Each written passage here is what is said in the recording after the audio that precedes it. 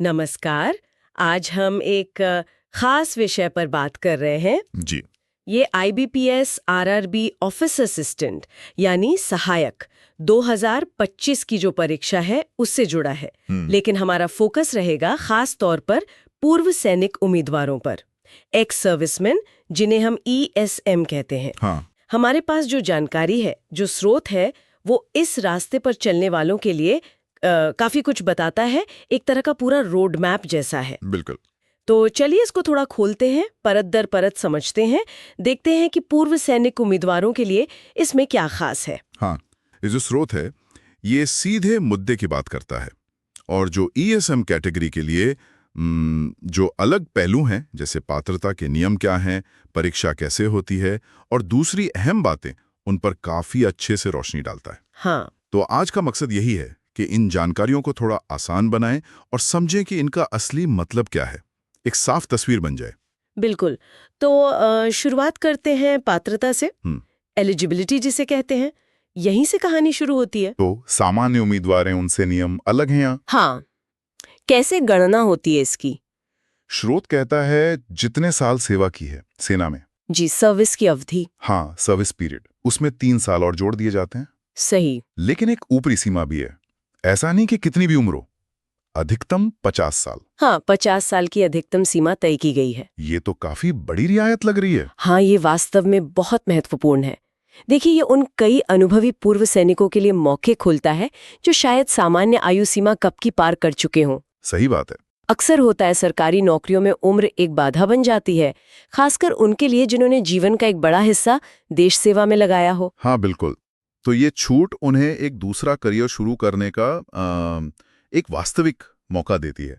और ये जो 50 साल की सीमा है, जैसा स्रोत बता रहा है, वो भी ये पक्का करती है कि ये मौका एक खास अनुभव वर्ग के लिए ही रहे। अच्छा। जो शायद अपनी सक्रिय सेवा के बाद नई भूमिकाएं ढूंढ रहे हैं। ये एक तरह से संतुलन बनाने की कोशिश है। बिल्कुल। और 50 साल की सीमा भी अगर हम देखें तो बाकी सरकारी नौकरियों के मुकाबले काफी ज्यादा है। अच्छा, ये तो हुई पात्रता की बात, लेकिन असली परीक्षा तो खैर परीक्षा ही है। हाँ जी। इसका पैटर्न कैसा है? स्रोत क्या कहता है? सामान्य उम्मीदवारों जैसा ही है या कुछ अलग है इसमें भी? स्रोत के हिसाब से परीक्षा का जो ढांचा है वो 2 स्टेज वाला है। पहला है प्रीलिम्स यानी प्रारंभिक परीक्षा, ठीक है। और दूसरा है मेंस यानी मुख्य परीक्षा। ओके। अब जहां तक प्रीलिम्स की बात है, इसमें सिर्फ 2 ही विषय हैं, रीजनिंग मतलब तर्कशक्ति और क्वांटिटेटिव एप्टीट्यूड यानी हिसाब किताब, मैथ्स। अच्छा, सिर्फ 2 विषय? हाँ, सिर्फ 2। कुल 80 सवाल होते हैं और समय मिलता है केवल 45 मिनट। 45 मिनट 80 सवाल, ठीक है। और यहाँ एक बहुत ही खास बात है जिस पर स्रोत काफी जोर देता है। ये जो प्रीलिम्स का चरण है, ये सिर्फ क्वालिफाइंग है। क्वालिफाइंग मतलब इसके नंबर आखिर में नहीं जुड़ेंगे? हाँ बिल्कुल। इसका मतलब यही है कि प्रीलिम्स में आप कितने भी नंबर लाएं, वो फाइनल मेरिट लिस्ट में नहीं गिने जाएंगे। अच्छा, ये तो तैयारी की पूरी रणनीति बदल देता है फिर तो। हाँ बिल्कुल। इसका सीधा मतलब है कि उम्मीदवारों को बस एक न्यूनतम कट ऑफ पार करना है मेंस में जाने के लिए। सिर्फ कट ऑफ पार करना है? हाँ। स्रोत कहता है कि ये रणनीतिक रूप से बहुत महत्वपूर्ण है। मतलब आपको इसमें टॉप स्कोर करने के बजाय सिर्फ कट ऑफ क्लियर करने पर ध्यान लगाना है। ये जो शुरुआती दबाव होता है ना, उसको काफी कम कर देता है, खासकर उनके लिए जो शायद थोड़े समय से पढ़ाई से दूर रहे हो। ये तो दिलचस्प बात है।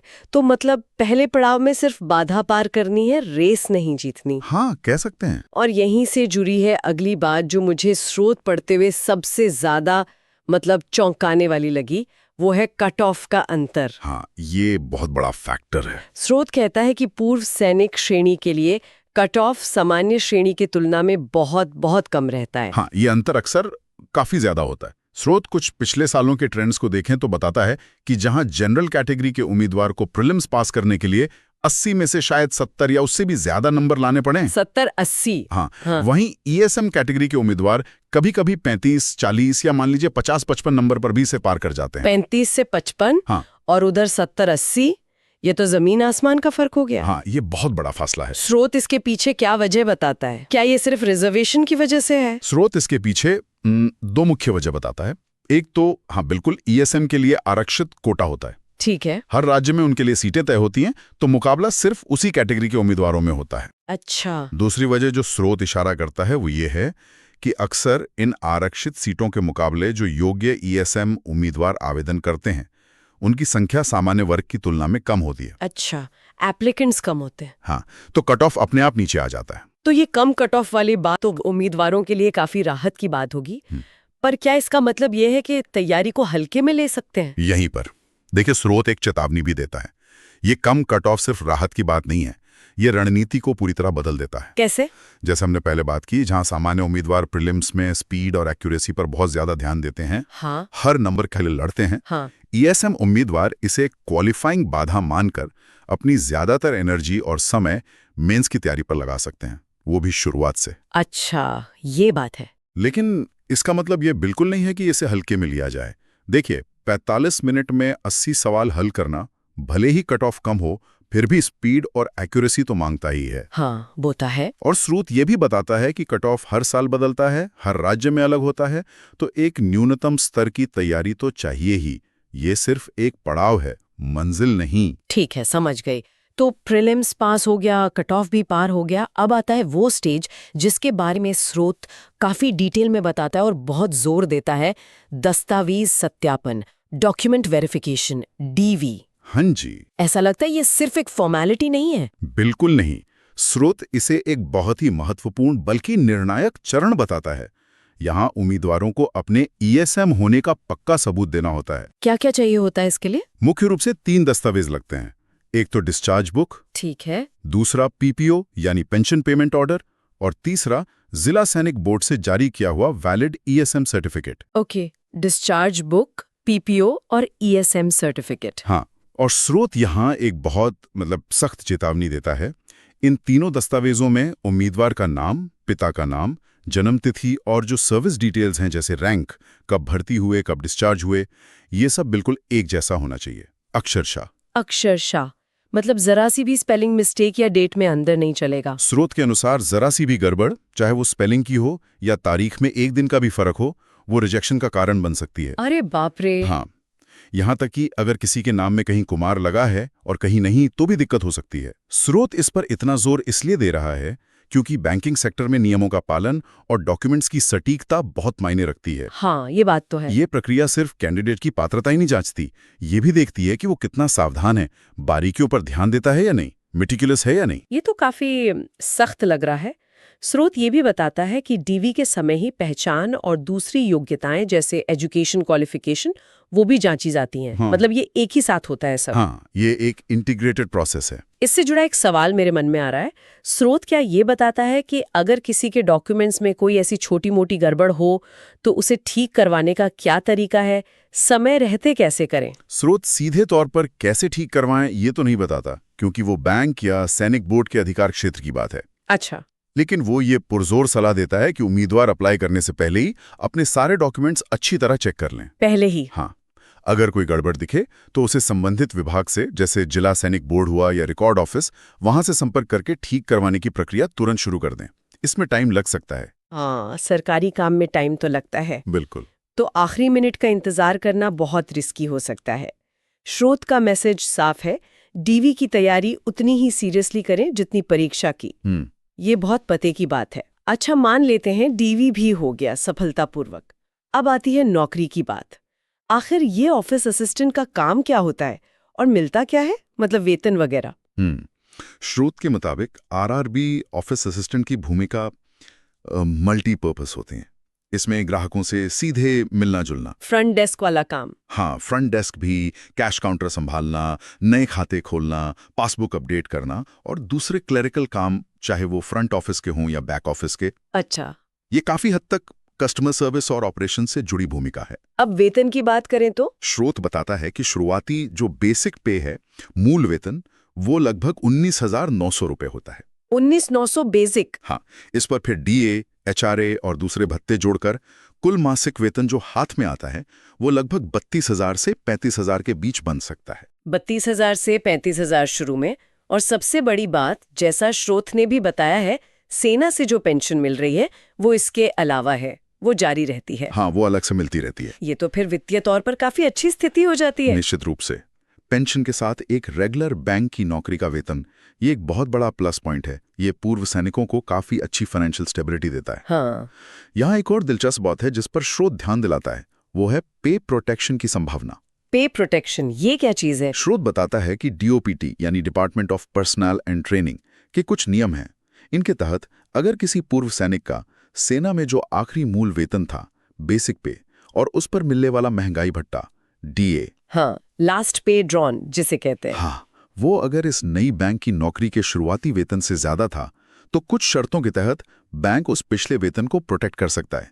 मतलब उन्हें बैंक में भी ज्यादा वेतन मिल सकता है। वाह, ये तो बहुत अच्छा है। लेकिन, और ये बहुत जरूरी है, स्रोत साफ करता है कि ये अपने आप नहीं होता, ऑटोमेटिक नहीं है। अच्छा, मतलब इसके लिए कुछ करना पड़ेगा। ये बात जब मैंने स्रोत में पढ़ी कि ये अपने आप नहीं मिलता, तो मुझे भी आश्चर्य हुआ।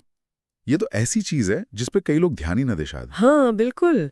स्रोत के अनुसार कैंडिडेट को बैंक ज्वाइन करने के बाद अपने एचआर डिपार्टमेंट को इसके लिए बाकायदा लिखकर देना होता है। एप्लीकेशन देनी होती है। हाँ, लिखित आवेदन देना होता है, और सेना के जो जरूरी दस्तावेज हैं जैसे लास्ट पे सर्टिफिकेट वगैरह, वो जमा करने होते हैं। प्रक्रिया थोड़ी जटिल हो सकती है और बैंक के अपने नियमों पर भी निर्भर करती है। इसलिए स्रोत सलाह देता है कि ज्वाइनिंग के बाद इस बारे में एचआर से एक्टिवली पूछना चाहिए, जानकारी लेनी चाहिए और प्रक्रिया फॉलो करनी चाहिए। ये दिखाता है कि ज्वाइनिंग के बाद भी एडमिनिस्ट्रेटिव चीजों को समझना और उनमें लगना कितना जरूरी है, बहुत ही काम की है। पे प्रोटेक्शन से तो वेतन में अच्छा खासा फर्क आ सकता है। हाँ बिल्कुल। अच्छा, अब इन सब बातों को ध्यान में रखते हुए सफलता के लिए क्या रणनीति अपनानी चाहिए? स्रोत तैयारी के बारे में क्या सुझाव देता है? स्रोत कुछ मुख्य रणनीतिक पॉइंट्स पर जोर देता है। पहला, जैसा हमने बात की, क्योंकि प्रीलिम्स सिर्फ क्वालिफाइंग है और ईएसएम के लिए कट ऑफ भी कम है, तो असली और मुख्य ध्यान शुरू से ही मेंस पर होना चाहिए। मेंस पर फोकस। हाँ, मुख्य परीक्षा का पैटर्न अलग होता है। उसमें रीजनिंग और क्वांट के अलावा अंग्रेजी या हिंदी भाषा का पेपर होता है, कंप्यूटर ज्ञान होता है और सामान्य जागरूकता यानी जनरल अवेयरनेस जीए के भी होता है। हाँ, मेंस में विषय बढ़ जाते हैं। स्रोत इनमें से किन विषयों को खास तौर पर जरूरी बताता है फाइनल सिलेक्शन के लिए? स्रोत के अनुसार फाइनल सिलेक्शन में जीए यानी सामान्य जागरूकता और कंप्यूटर ज्ञान ये निर्णायक भूमिका निभा सकते हैं। अच्छा, जीए और कंप्यूटर क्यों? रीजनिंग और क्वांट में ज्यादातर कैंडिडेट एक लेवल तक स्कोर कर लेते हैं, लेकिन जीके और कंप्यूटर ऐसे विषय हैं जिनमें अच्छी पकड़ बनाने वाले उम्मीदवार बढ़त ले सकते हैं। जीके का सिलेबस भी काफी बड़ा होता है, बैंकिंग, इकोनॉमी, करंट अफेयर्स, सब कुछ। कंप्यूटर में भी बेसिक से लेकर नेटवर्किंग, एमएस ऑफिस तक के सवाल हो सकते हैं। स्रोत कहता है कि इन दोनों विषयों की लगातार तैयारी बहुत जरूरी है। जीके और कंप्यूटर, हाँ, ये शायद ऐसे विषय हैं जो पारंपरिक सैन्य पृष्ठभूमि से थोड़े अलग हो सकते हैं। बिल्कुल। तो इन पर खास ध्यान देना होगा। बिल्कुल। और स्रोत भाषा के बारे में क्या कहता है? मेंस में अंग्रेजी या हिंदी का ऑप्शन होता है और फिर वो एक लोकल लैंग्वेज टेस्ट भी होता है। हाँ, मेंस में भाषा का एक पेपर होता है जिसमें कैंडिडेट अंग्रेजी या हिंदी में से चुन सकते हैं। स्रोत की सलाह है कि वही भाषा चुनें जिसमें आप सहज हों, जिसमें आपकी पकड़ अच्छी हो। ठीक है। इसके अलावा क्योंकि आरआरबीज क्षेत्रीय ग्रामीण बैंक हैं, तो उन्हें उस राज्य की लोकल भाषा आनी जरूरी है जहां उनकी पोस्टिंग हो रही है। इसके लिए सिलेक्शन प्रोसेस के आखिर में एक लोकल लैंग्वेज प्रोफिशिएंसी टेस्ट होता है, एलपीटी। हाँ, ये आमतौर पर क्वालिफाइंग होता है, लेकिन इसमें फेल होने पर उम्मीदवारी रद्द भी हो सकती है। अच्छा। तो स्रोत कहता है कि एलपीटी की तैयारी को हल्के में ना लें, खासकर अगर आप उस राज्य से नहीं हैं जहां की भाषा आपको नहीं आती। तो रणनीति साफ है, प्रीलिम्स क्वालिफाई करने पर ध्यान, लेकिन असली जोर मेंस पर, खासकर जीके और कंप्यूटर पर, और साथ ही भाषा पर भी ध्यान देना होगा, मेंस वाली भी और लोकल भाषा भी। बिल्कुल। क्या स्रोत तैयारी के लिए कोई और टिप्स देता है, जैसे प्रैक्टिस टेस्ट या टाइम मैनेजमेंट के बारे में कुछ? हाँ, स्रोत नियमित अभ्यास, खासकर मॉक टेस्ट देने पर बहुत जोर देता है। इससे परीक्षा के पैटर्न और टाइम लिमिट का अंदाजा लगता है। हाँ, वो तो जरूरी है। और अपनी ताकत और कमजोरी का भी पता चलता है। टाइम मैनेजमेंट तो दोनों ही परीक्षाओं के लिए जरूरी है, खासकर प्रीलिम्स में, जहां 45 मिनट में 80 सवाल करने हैं। सही बात। स्रोत ये भी इशारा करता है कि पूर्व सैनिकों को अपनी जो अनुशासित पृष्ठभूमि है, उसका फायदा उठाना चाहिए। एक रेगुलर स्टडी रूटीन बनाना चाहिए। भले ही कट ऑफ कम हो, मुकाबला तो फिर भी है, और तैयारी में कोई ढील नहीं बरतनी चाहिए। बहुत अच्छे।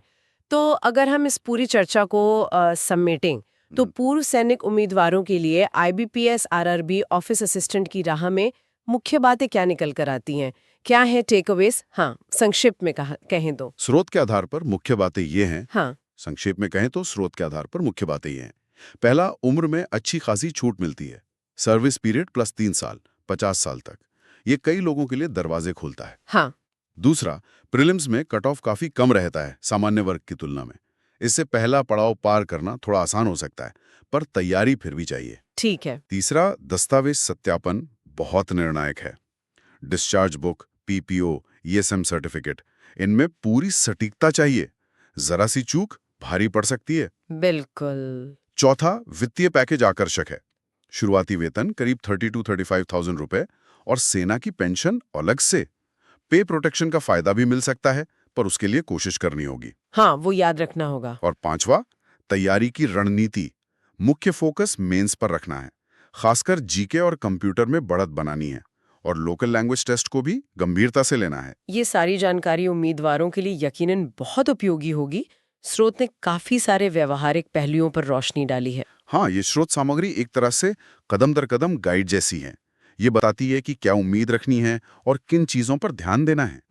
वैसे इन सब लॉजिस्टिक्स और प्रक्रिया की बातों से हटकर एक सोचने वाली बात यह भी हो सकती है, जिस पर शायद उम्मीदवारों को खुद विचार करना चाहिए। क्या? कि सेना में जो अनुशासन सीखा, मुश्किल हालात में शांत रहने की जो क्षमता विकसित की, टीम में काम करने का अनुभव, अलग-अलग पृष्ठभूमि के लोगों के साथ घुलने मिलने का हुनर, हाँ, ये सब सॉफ्ट स्किल्स। हाँ, ये सारे गुण एक ग्राहक केंद्रित बैंकिंग भूमिका में कैसे एक अनोखी ताकत बन सकते हैं, ये सोचने वाली बात है कि अपने पिछले अनुभव को इस नई भूमिका में एक पॉजिटिव एसेट के तौर पर कैसे पेश किया जाए।